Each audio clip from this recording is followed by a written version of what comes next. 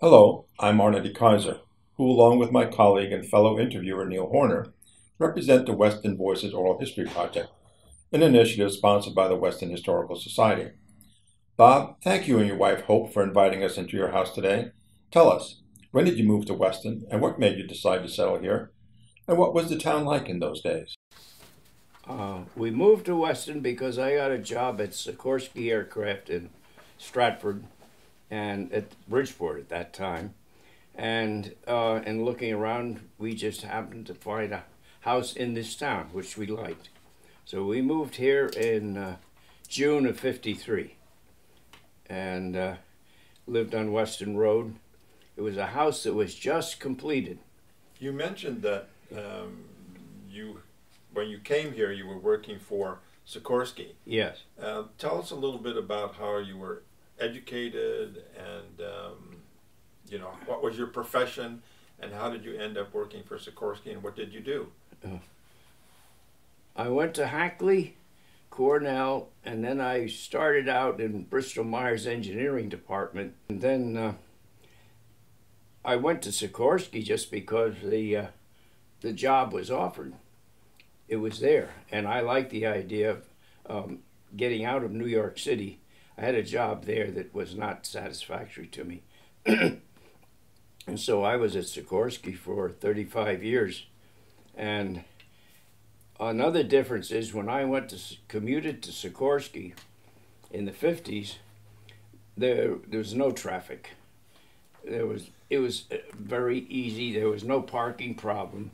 And when I retired in '86, the Merritt Parkway was becoming a sort of a moving traffic jam. When you moved into Weston, who were your neighbors? Not specifically by name, but what kind of people were they? Mostly they were locals.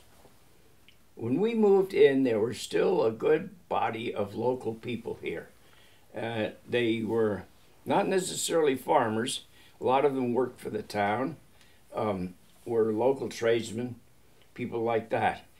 While we were here is when the influx came of all the new marrieds, and they comprised most of our acquaintanceship during those years. They came in droves, and they are the ones who populated all these houses that were being built on the new roads that were being built in town, like Joanne Lane and Cardinal Lane and Greenlee and Ravenwood, Mountain View. All of those were new roads. And as the houses went up, the people appeared, and they were the ones who had children that went to school, and that's what caused the great burgeoning of population in the school system. And it was they were a very vibrant new element in the town, and they are the ones who largely displaced the good old boy type of government that the town had when we moved in. When we moved in, it was very sleepy, complacent, and the one town official would hire another town official to, I don't know, plow the streets or something like that. It was casual. It wasn't necessarily corrupt, but it was very local. And again, it was sort of the good old boy system. And it had worked for years. But with the advent of the influx of new population, these people were much too critical and live wire and onto things to allow that to continue. And that's when things began to change. And this was in the 50s, late This 50s, was early 60s? Late 50s, early 60s. Because we changed from an appointed boards to elected boards in the election of '67. And that's when I ran for P&Z. Because I didn't think I would have a chance before then, because for some reason the power structure in the town didn't feel they could count on me to have a known viewpoint. so that was sort of a little dangerous to them. But I ran for office on P&Z and I got elected. And so that would really change everything in the town when all the boards went to elected. We got a different mix. How controversial was your position at the time? Did you feel like you were bucking a tide that was going in a different way? I think the balance of the town supported me. Yes, I think that's why I was reelected. I was a popular candidate because I came close to leading the ticket in the elections, and that was a reflection, I think, of the position that I had about let's say, the status quo. And for many people, the status quo is anathema. If you don't change things, well, you're not progressing. You're not with it. And it was somewhat the same way with the town. The character of the town began to change, though, with around the 80s. And there it began to change in the architecture and the way wealth discovered the town and began to build these very large houses. This was a very big house when we moved here in '57. Now a big house is a big house. So any number of larger mansions, I won't call them mansions, they were just very, very big houses with all kinds of amenities, media rooms, indoor pools, so forth. That became the theme for new houses in town. And one reason being that if you had the money to buy the land, well, you had the money to build a big house. And what was the focus of P&Z when you were elected? Were there some major issues that needed to be dealt with right away, or things were pretty well under control? The major issue was maintaining 2-acre zoning, because the town wasn't nearly as densely packed as it is today. Today, it's almost an academic question because there's so few acres available anywhere. In those days, there was lots and lots of open land still remaining, and there were commercial and other forces that would love to have, and the people who owned the property would have loved to have been able to get away with, say, 1 acre and increase the value of their land. So there was very strong attitude of the people who had moved into town to maintain the 2-acre zoning, including the newcomers, because they said, we've got that part of the character of the town is the 2-acre zoning, because that gives us the separation and the idea that we're not going to have somebody in our looking in our window from next door. I think that and the school population, the financing of that. The budgets, again, like today, the budgets were always contentious because they were always too high. They were unconscionably high, and taxes were always too high. They should be cut back. And yet, we still had the realities of life we had to deal with. What commercial enterprises were still in town when that was taking place? A wire mill was running. That was a going operation. The center had just come into being because Peter Robinson built it in the dark of night, so to speak, because there was no zoning. And he put up the center, and the town was aghast, or the old timers were aghast. So the town instituted a lawsuit against him. They hastily passed zoning regs.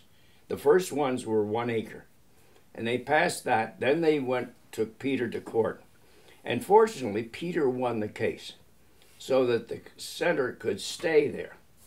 Because the fact that the center is there was the most wonderful relief valve from further commercial development in the town that you can imagine. It was a godsend. We didn't know it at the time. We looked at it as a horror, but actually it was a godsend. Because if that center hadn't been there, we would have gotten, well, North Main, or the Midtown Garage that is up the road, that would have probably expanded with a little store here and a little store there. Weston Gardens down at the corner would have expanded. We would have had a strip zone of commercial, in my opinion, all the way up to Georgetown if that center had not been there first. And that brought a focus to everybody's attention. Never again, no more commercial in town. Now, this was in 1952 when the center That opened, was, right? yes. Now you joined the Young Republicans, I understand. And how was the politics in the late 50s and 60s? When we moved here in town, it was a Republican town. There was an established Republican group. They were largely the old timers in town. Some were like Willard Fanton. Okay, Fanton's had been in town for, I don't know, 100 years or so. He was the first selectman, I believe, at the time.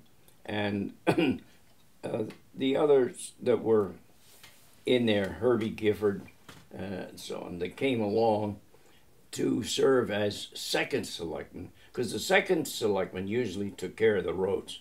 That was sort of given. And he, in turn, got his guys together to take care of the roads. So again, it was the spreading out of the duties of government through a rather, you could call it a patronage system, but it wasn't all that evil.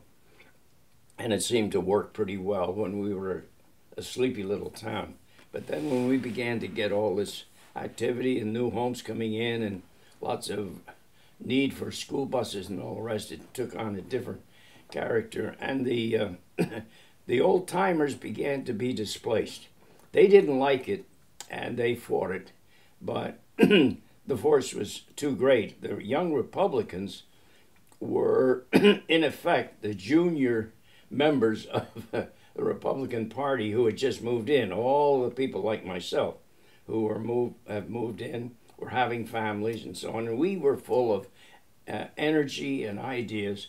So we formed this group that held monthly meetings and had agendas. It was very active. We became a political force gradually. We were viewed with suspicion because normally the president of Young GOP would become a member of the town committee, a Republican town committee, when he resigned, and anybody from the Republican town committee left, he would take the place. Well, I was president of the YGOP for 2 years, and I was never invited to be on the Republican town committee. Again, if you're outspoken, why, it's not necessarily a favorable attribute among some political forces. They prefer to have something more predictable. So I think that slowed me down a little. But the 67 change of the charters so that people were elected rather than appointed was the window I needed to get into the mainstream. You were outspoken politically as well as outspoken in terms of the development of the town? Well, Hope's listening to this. I guess on all subjects. Well, I just have my own views. In your decades here, you must have also met some real local characters, not only the celebrities and the famous people. Yes. And I'd love to hear some of the most unforgettable characters that you've met over the years. I remember John Bross, the building inspector. He had his own firm ideas about buildings and what were necessary and so forth. And he kind of felt that, well, if I don't think it's necessary, you don't have to do it. He was an independent thinker when it came to the building code. Well, I knew a bunch of the people who took care of the roads in town. I remember two characters tended to rent their equipment to the town at a rather high price. And it was interesting. The Democrat on the Board of Selectmen was almost always from Georgetown. And it was a token assignment. And the Democrats would find somebody there who would serve. Dick Voigt began to look at the books. And he noticed that one of these people was renting a chainsaw to the town at $100 a day. And the other one was renting his digger to the town, even though it was parked. It was an old digger, all rusty. It was parked in a corner, wherever he could park the darn thing. And that was being rented to the town. Well, Dick wrote this story, and, I'll divert myself. Pat Heifetz started the Weston Forum. And she did it by dint of her own energy and the fact that she felt this town needed a paper. And it's almost like Pat Gay today. She was it, and she did most of the articles. She was at the the meetings all the time. She was a gadfly. And that wasn't bad because, she made a cartoon of me one time. I was sitting there on my throne with a crown on my head because I made some decision she thought was exceedingly autocratic and uncalled for, meaning she disagreed with it. But Dick Boyd released the findings he had to the forum, and that is when it hit the fan. And all of a sudden, the two gentlemen involved retired to Florida.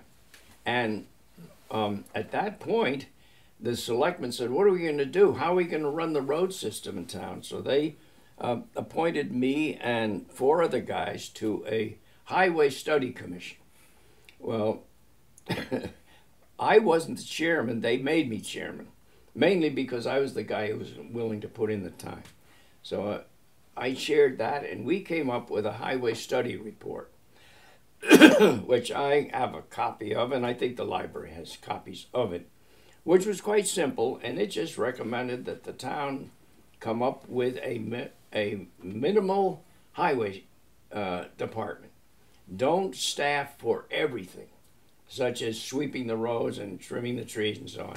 Do it for the normal summer construction, clearing out the catch basins and so on, and plowing snow in the winter, and subcontract for all the peripheral duties where it required special equipment or special skills. Tree trimming is a specialty, and so on. So that's the way it went through. We set it up. The town adopted that pretty much as the framework of our system. Well, typically, the way all bureaucracies work, the highway department began to branch out and reach into other areas and take on equipment. And you take on the equipment, you take on the personnel. And so now it's a pretty big operation. It's a good operation. I think Joe Lametta runs a good shop there. But that's what happened there to take over from the very rural, good old boy type of town functioning. I retired when I was 65, which was 1986. And you're how old now? 94. That's a lot of contributions you made to the town over these years. I wanted to follow up something, talk about some of those controversies that you were involved in. Well, I would say it more that I was outspoken. Because I don't feel that my positions were controversial. I thought they were pretty darn reasonable, and I still do. Because if they're not reasonable, I'm not going to hold for them. So I was not in the mainstream often, because very often the mainstream is really the old stream, just plowing ahead and not seeing where it's going. I would guess I'm a born conservative in that I feel that you've got to pay for everything. And that is not only money, but it's duty, it's care, it's all those things.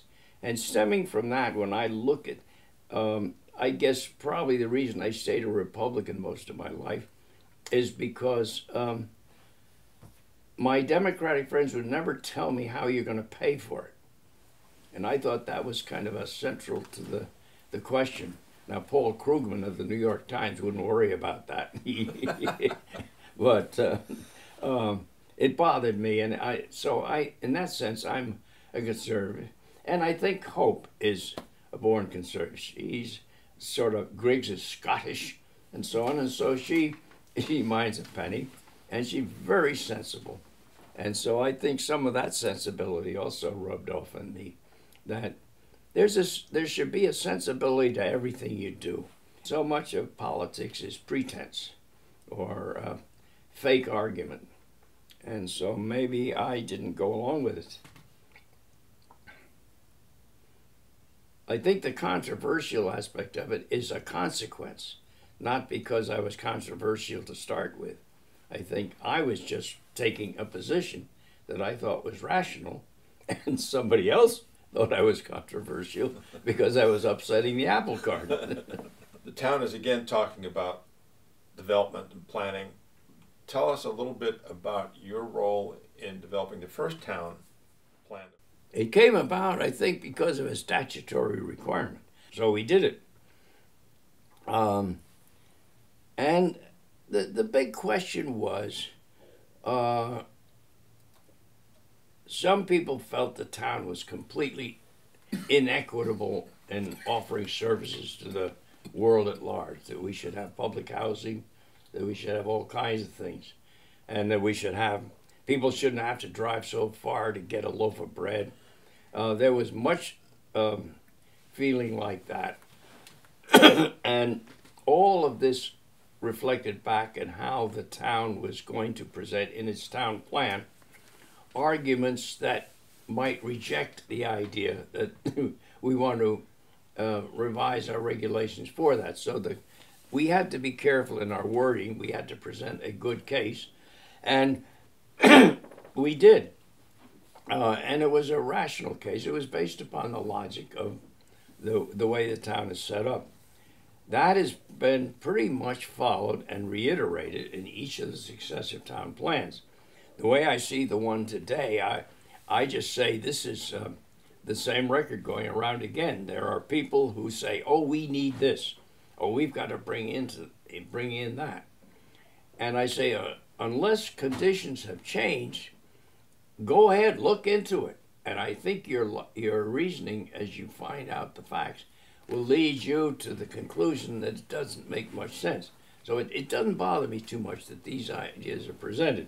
As a matter of fact, I think they should be reviewed with each iteration of the town plan to make sure that we are staying current with current social needs of a Connecticut small town. But I think we should also keep in mind that these people aren't inventing anything. They're not having any ideas that the people didn't have back in the 50s. If you follow the facts, you'll probably come up with an iteration of the town plan that will be remarkably similar to the ones we've put out in the past. I wouldn't expect big changes, but those people are going to have to follow through on it and see where it leads them. The forum has this concern about the town of Weston isn't growing. I don't know of any reason why it should grow. I don't know what the imperative is. Is there some imperative that says Weston should be 20,000 people in 10 years and 30,000 in another? What is the force behind it? It doesn't make sense.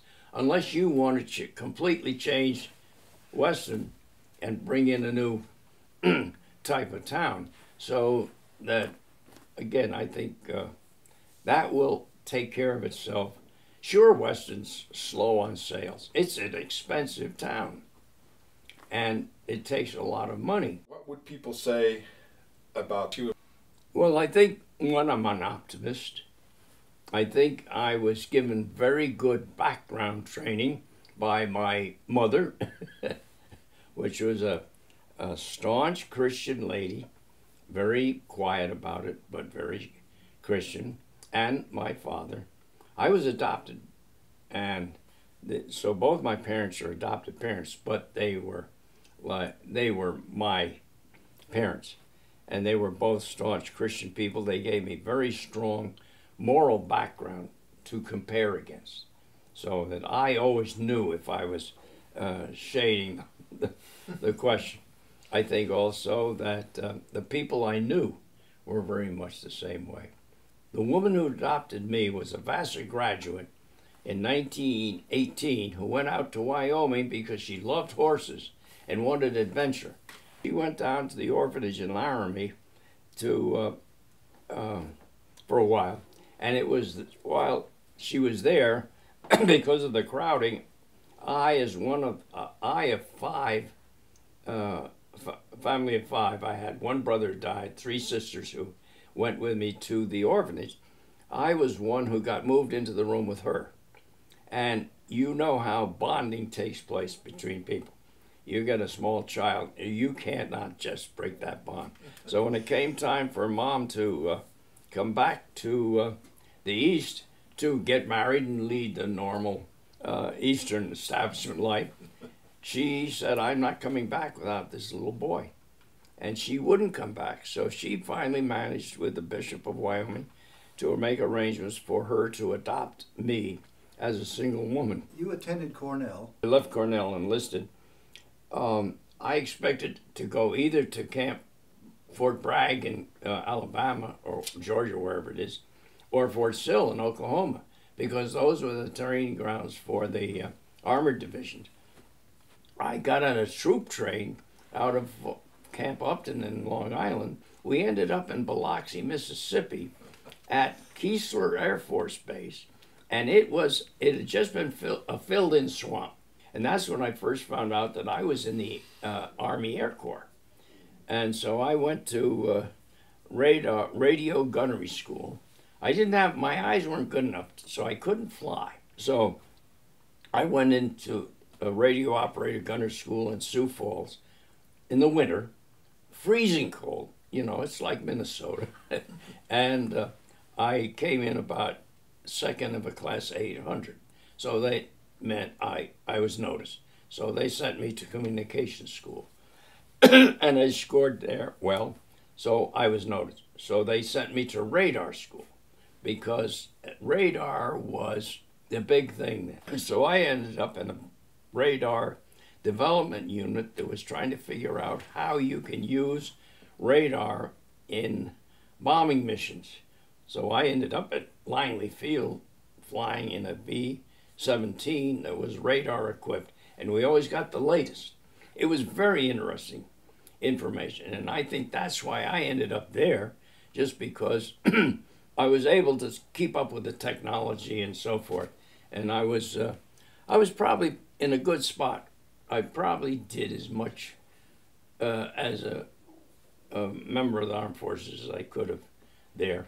I don't know whether I don't think it made a good infantryman at all. I was too scared.